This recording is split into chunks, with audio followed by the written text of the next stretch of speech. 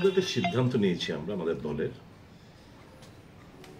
বিগত পঞ্চায়েত নির্বাচনে শাসক গোষ্ঠী যেরকমভাবে গণদেবতাদের ভোট দিতে দেয়নি, তাদের ভোটাধিকার কেড়ে নিয়েছেন, প্রার্থী হতে দেননি, যারা প্রস্তাবক ওদের উপর আক্রমণ এনেছেন, তারপর প্রার্থীদের মারধর করা হয়েছে, ঘর ভেঙেছে, প্রচুর ইনজার্ড হয়েছে, মার্ডারও হয়েছে। এবং সিপিএমের একজন নেতাই তো মার্ডার হলো। তো আমরা এই ফার্স্ট এক্সারসাইজ এখানে লিমিটেড 60 জন ভোটাধিকার, 60 জন ভোট দেবেন রাজ্যসভার এমপির জন্য। এবং অঙ্কের নিরিখে সিপিএমের 10, কংগ্রেসের 3। এতদিন মথা ছিল, মথা বিরোধী আসনের মধ্যে মথাও চলে গেছে শাসক গোষ্ঠীর সাথে। আমরা ভাবলাম কোনো স্কোপ তো নেই, এই সমস্ত ফার্স্ট এক্সারসাইজে গিয়ে বিগত দিনের যে পঞ্চায়েত নির্বাচন যেভাবে প্রহসনে পরিণত করেছে, শাসক গোষ্ঠী বলবে গণতন্ত্রের জয় হয়েছে, এই রেজাল্টের আজকে বলবে এরা। তো আমরা এই স্কোপটা আমরা দেইনি। আমরা এ রাজ্যের মানুষের ভোটাধিকার কেড়ে নেওয়া হয়েছে, গণতন্ত্র আজকে পদদলিত, তারই প্রতিবাদে আমরা দল এবং আমাদের 3 জন বিধায়ক আমরা সিদ্ধান্ত নিয়েছি, আমাদের দলও সিদ্ধান্ত নিয়েছে যে এই ভোটদান থেকে আমরা বিরত থাকব। আমরা ভোট বয়কট না, we have abstained ourselves from voting in protest against the tremendous atrocities or undemocratic attitude of the party in power. সুদীপবাবু, জিতেন্দ্রবাবু প্রতিক্রিয়া জানিয়েছেন যে আপনাদের এই সিদ্ধান্তের কারণে এটা কি আপনাদের কাছে ত্রিপুরার বিজেপি ভালো, কেন্দ্রের বিজেপি খারাপ কিনা এটা আপনারাই বলতে পারবেন, এই বিষয়ে কি বলবেন? এবং কেন্দ্রের কংগ্রেসের স্ট্যান্ড পয়েন্ট আর ত্রিপুরার কংগ্রেসের স্ট্যান্ড পয়েন্ট দুটো ক্লিয়ার করার জন্য উনি আবেদন করেছেন। আমাদের স্ট্যান্ড পয়েন্ট জিতেনবাবুকে ডিকটেট করতে হবে না, কিংবা অন্য কোনো পার্টিকে বলা শোভনীয় হয় না। কে লড়াইটা বিজেপির সাথে লড়াইটা চালাচ্ছে সারা দেশ জুড়ে সবাই জানে। এবং আমি বিরজিৎ বাবুর ওই স্টেটমেন্ট আমি যেতে চাই না। পরিষ্কার আমাদের বক্তব্য, আমরা পাবলিকের কজে পাবলিকেরকে অবমাননা করেছে, ভোটাধিকার কেড়ে নিয়েছে, এই প্রতিবাদে আমরা ভোট দিই। উনি যে বলছেন এই কথাটা, ওনাকে একবার জিজ্ঞেস করবেন যে প্রার্থী দেওয়া, নির্বাচনে কন্টেস্ট করা নিয়ে কার সঙ্গে কথা বলেছেন উনি? কারোর সঙ্গে তো কথা বলেনি। তো ওরা সিদ্ধান্ত নেবে এবং উই হ্যাভ টু এক্সিকিউট, ও নেই চলেগা। ওরা সিদ্ধান্ত নিয়ে নেবে, প্রার্থী ঘোষণা করে দেবে এবং আমরা এটাকে মানতে হবে, শুধু আমরা ভোট দেব। এই জিনিস আর বেশি দিন চলতে দেওয়া যায় না। 2013 সালে ওনারা যা করেছেন, 2023 সালের নির্বাচনে আমরা সবাই দেখেছি বিজেপিকে কে পথ করে দিয়েছে। এ রাজ্যের মথাকে শুধু আমরা দোষারোপ করি না, সিপিএমও এই পাপের ভাগিদারি, বিজেপিকে স্কোপ করে দেওয়া। এই নিয়ে আমি প্রসঙ্গ বাড়াতে চাই না। আমাদের stand point is very clear. আম জনতার জন্য দল করা, আম জনতা ভোটাধিকার কেড়ে নিয়েছে, গণতন্ত্র পদদলিত, এর প্রতিবাদে কংগ্রেস দল সিদ্ধান্ত নিয়েছেন যে আমরা ভোটদান থেকে আমরা বিরত থাকবো, নিজেদেরকে অ্যাবস্টেন করব। এ নিয়ে কে কি মন্তব্য করে আমাদের ভারী বয়ে আছে। ভবিষ্যতে রাজ্যে আপনাদের এই বামেদের সাথে যে মিত্রতাটা রয়েছে, ভবিষ্যতে কি থাকবে না? ইস্যু ভিত্তিক অনেক কিছু হতে পারে, এর মানে এই নয় যে নির্বাচনে একসঙ্গে লড়াই করতে হবে। ইস্যু ভিত্তিক ফ্যাসিবাদের বিরুদ্ধে আমাদের একসঙ্গে লড়াই আমরা করতেই পারি, বিভিন্ন ইস্যুতে আমরা সহমত পোষণ করতে পারি, একযোগে একসঙ্গে আমরা বন্ধ করতে পারি, মিছিল মিটিং করতে পারি, ফ্যাসিবাদের বিরুদ্ধে গণতন্ত্রকে পুনরুদ্ধারের লক্ষ্যে অবশ্যই করতে পারি। এর মানে এই নয় যে একযোগে আমাদের নির্বাচনে লড়াই করতে হবে। তাহলে আপনারা যদি ভোট দিতেন তাহলে কাকে দিলেন? আমরা ভোট দেওয়ার ব্যাপারটা নয়, আমরা ভোট যদির কথা কেন বলেন? আমরা বলছি মানুষ, এটা তো যদি না, যদি মানুষকে মারা হতো। এদের সিপিএমের কাছে একটা ভালো পয়েন্ট ছিল যে আমাদের কর্মী দলের কর্মী খুন হয়ে গেছে এই রাজনগর বিধানসভা কেন্দ্রে, শামশির বাদলশীল বোধ, if I am not mistaken. Okay খুন করা হয়েছে, ও প্রচুর জায়গায় প্রার্থীদের মারধর করা হয়েছে, ঘরবাড়ি জ্বালিয়ে দিয়েছে, আমাদেরও হয়েছে, ওদেরও হয়েছে। একযোগে বসে আমরা আলোচনা ক্রমে আমরা এই ভোটটাকে আমরা বয়কট করতে পারতাম, আমরা ভোটদান থেকে বিরত থাকতে পারতাম, তার প্রতিবাদ জানি। ওটা তো করলো না, পাট করে হুট করে কথা নাই ব্যর্থে নিয়ে একটা প্রার্থী দিয়ে দিল। তো ইট ইজ নট নেসেসারি যে আমরা তাদের এই মানে এদের সঙ্গে সব ইস্যুতে আমাদের সহমত পোষণ করতে হবে, ইট ইজ নট নেসেসারি। আজকে মুখ্যমন্ত্রী একটা কথা বলেছেন যে গণতন্ত্রের বিষয়ে আপনারা যে ভোটটা মানে রাজ্যে গণতন্ত্র নেই বলে বা বিভিন্ন জায়গায় আপনাদের কর্মী আক্রমণ হচ্ছে বলে এটা করছেন, মানে ভোট দিতে যাননি। মুখ্যমন্ত্রী বলেছেন যে গণতন্ত্র আছে বলেই আপনারা ভোটদান থেকে বিরত রয়েছেন। মুখ্যমন্ত্রী আসল কথা, উনি রাজ্যের স্বরাষ্ট্র দলের লোকরা পেটে মার খাচ্ছে এখন এই পঞ্চায়েত প্রধান উপপ্রধান নিয়ে। বাড়িঘর ঢুকে মানে ছেড়ে দিন রাজনীতিবিদ, আমরা বিরোধী দল, আমরা মারপিট আমরা খাবই, আমরা ধরে নিয়েছি এই এদের জামানায়। স্বদলীয় নেতা মহিলারা বাদ যাচ্ছে না, ছেড়ে দিন স্বদলীয়। পলিটিক্সের সাথে কোনো যোগাযোগ নেই। যে কুমারী টেলে ওখানে যে একটা ঘটনা ঘটেছে, বিভিন্ন জায়গায় ঘটছে, কিসের ইঙ্গিত বহন করে এটা? মোদির ফটো স্পেয়ার হচ্ছে না, কমলাসাগর যে ঘটনাটা ঘটলো, এই যে ভদ্রমেলা চিৎকার চেঁচামেচি করছে মেলাঘরের যিনি চেয়ারম্যান, থানায় গিয়ে কি ইন্ডিকেট করে যে রাজ্যে গণতন্ত্র বিরাজমান? একটা মাফিয়া যারা নিগো বাণিজ্যের সাথে জড়িত, এটা আমার বক্তব্য নয়, ভদ্রমহিলা বলছেন, যিনি চেয়ারম্যান প্রধান বোধহয় কোনো পঞ্চায়েতের কিংবা কোনো একটা পদাধিকার রয়েছেন, উনি বলছেন যে নিগোদের টাকা একজন ডিস্ট্রিক্ট প্রেসিডেন্টের উদ্দেশ্য করে বলছেন যে করাপশনের নিমজ্জিত। এটা তো ঘটনা, এগুলো তো গণতন্ত্রের রাজ্যে নেই। অরাজনৈতিক কিছু গুন্ডা পান্ডা সমাজদ্রোহী মাফিয়া নিগো বাণিজ্যের সাথে জড়িত এদের হাতে পার্টিটিকে তুলে দিয়েছে বলেই তো আজকে সমাজের অবক্ষয়, রাজনৈতিক অবক্ষয় এবং সব দিক দিয়ে অবক্ষয় চলছে। সুধীরবাবু, কাল থেকে রাজ্য বিধানসভার অধিবেশন শুরু হচ্ছে, আপনাদের কি স্ট্যান্ড পয়েন্ট? ডব্লিউসির সদস্য, রাজ্যে দেশে বেশ কয়েকটি রাজ্যে বিধানসভা নির্বাচন রয়েছে। 2024 লোকসভা নির্বাচনের পর কংগ্রেস কতটা আশাবাদী এই যে ফোর্থকামিং ইলেকশনগুলো রয়েছে, অ্যাসেম্বলি ইলেকশনগুলো? কংগ্রেস ভালো ফল করবে, আমরা খুব আশাবাদী। 4টে রাজ্যের নির্বাচনে আমরা প্রত্যেকটি জায়গায় কংগ্রেস এবং তাদের সহযোগী দল নিয়ে সরকার গঠন করার মতো পরিস্থিতি এখন আমরা অ্যাডভান্টেজেস পজিশনে রয়েছে। আর প্রশ্ন একটা কি করলেন? অ্যাসেম্বলি নিয়ে আমি খবর পেলাম মুখ্যমন্ত্রী তো নাকি চলে যাচ্ছেন দিল্লিতে। যখন রাজ্যের মানুষ হাবুডুবু কাচ্ছে এখনো ত্রাণ শিবিরে, এমন কি আর্জেন্সি যে বিধানসভার মতো গুরুত্বপূর্ণ আলোচনা ছেড়ে, যেখানে মানুষের স্বার্থ সংশ্লিষ্ট ব্যাপার, এত একটা মানে আনপ্রেসিডেন্টেড একটা বন্যা হয়ে গেল, সেই জায়গায় মুখ্যমন্ত্রী আমি খবর পেলাম যে উনি চলে যাচ্ছেন দিল্লিতে, মানে নিজেকে গুটিয়ে রাখছেন। ভয় পেয়ে চলে যাচ্ছেন কিনা আমি জানি না, এমন কি গুরুত্বপূর্ণ কাজ বলতে পারতেন মেরা असेंबली शुरू हो रहा है, फ्लड का सिचुएशन है, मैं आ नहीं पाऊंगा या मैं किसी और को भेज रहा हूं। মুখ্যমন্ত্রী থাকাটা অত্যন্ত জরুরি। তো যাই হোক, আমরা আমাদের যে মানুষের সাথে, বেকারদের সাথে নানা ইস্যু নিয়ে আমরা আলোচনা করব। বিশেষ করে আমাদের আলোচনা থাকবে স্বাভাবিকভাবেই আমাদের এই ফ্লাড সিচুয়েশন নিয়ে। দ্বিতীয়, বেকারত্বের জ্বালা নিয়ে অবশ্যই আমাদের কথা আমরা বলবো। পাশাপাশি বিভিন্ন যে এই দাঙ্গা ফাঙ্গা হচ্ছে বলুন, আপনার মূর্তি ভাঙা নিয়ে বলুন, গন্ডা ছড়াতে বলুন, বিভিন্ন জায়গায় যে ঘটনাগুলো ইদানিং ললেসনেস সারা রাজ্য জুড়ে, এই নিয়ে তো নিশ্চয়ই আমরা কথাবার্তা আমরা বলার চেষ্টা করব। Sir, keeping in view the recent development of communal violence, earlier at Gandatu you say it may be the tribal, non-tribal, now is the religious minority and the majority.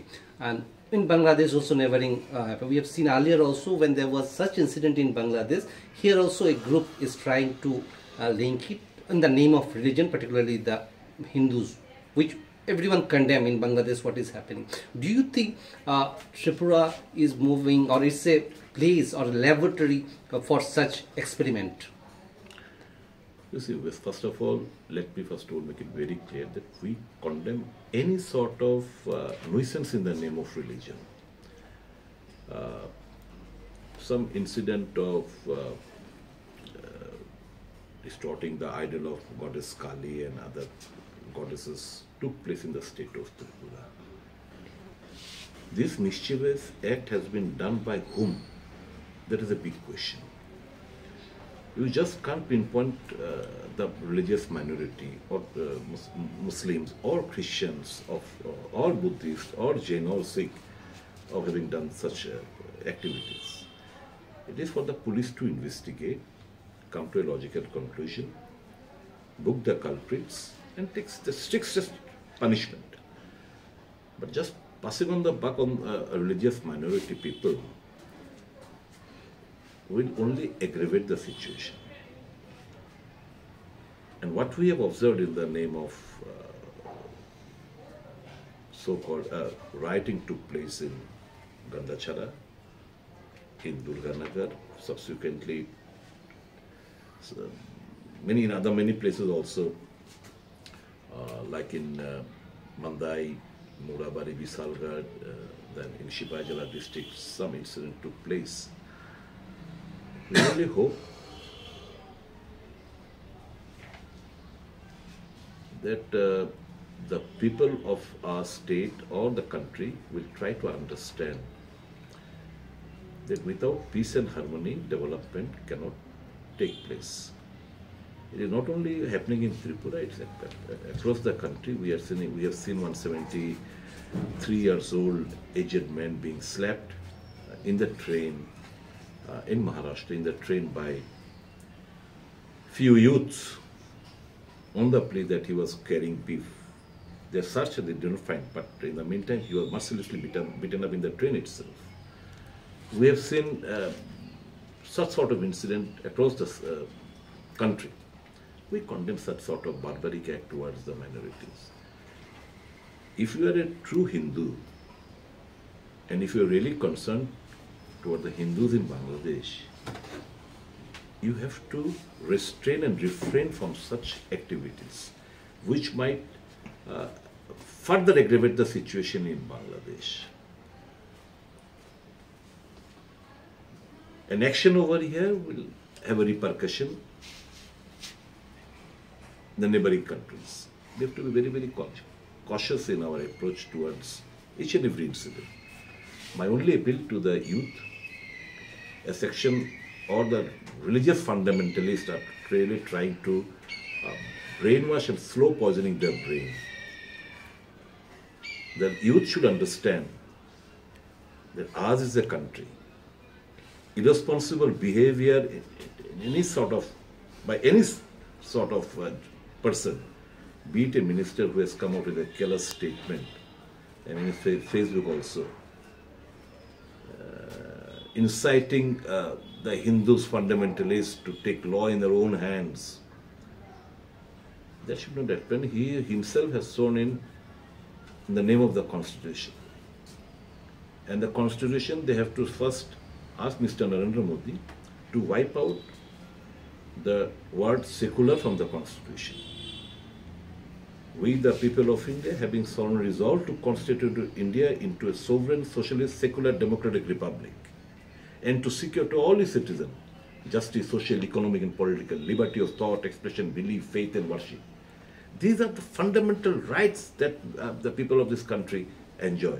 And if you go to the history, which is being distorted, there is an attempt by the BJP people to distort the history. You will find, you go to India Gate, you will find innumerable number of Muslim leaders, for those who have sacrificed their lives during the freedom struggle.